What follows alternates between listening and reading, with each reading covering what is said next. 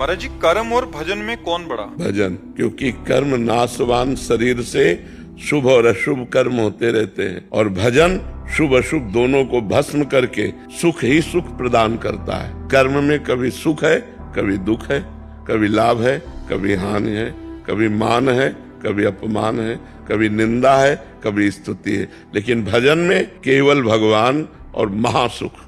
कर्म की ताकत नहीं कि अविनाशी पद प्रदान कर सके, भजन की ताकत है कि वो अविनाशी पद प्रदान करेगा। कर्म तुम्हारा अच्छा से अच्छा बनेगा तो स्वर्ग लोक जाओगे, वहां पुण्य भोग कर फिर मृत्यु लोक आओगे।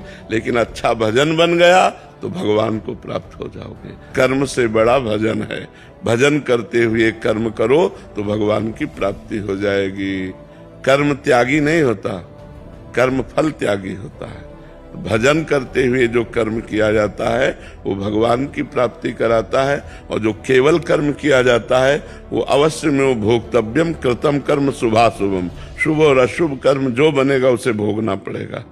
और भजन इन भोगों का विनाश करके भगवत प्राप्ति करा देता है। जो नाम जापक को सुख मिलता है, जो नाम की महिमा है, वो स्वयं भगवान नहीं वर्णन कर सकते। भजन की समानता कर्म कैसे कर सकता है?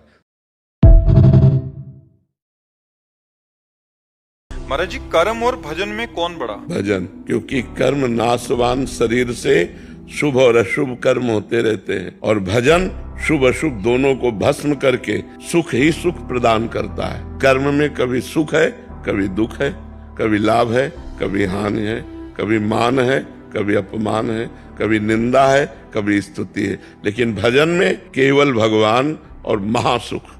कर्म की ताकत नहीं कि अविनाशी पद प्रदान कर सके, भजन की ताकत है कि वो अविनाशी पद प्रदान करेगा।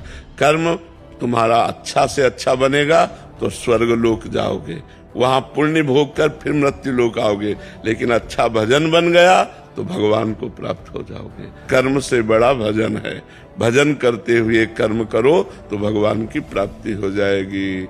कर्म त्यागी नहीं होता, कर्म फल त्यागी होता है।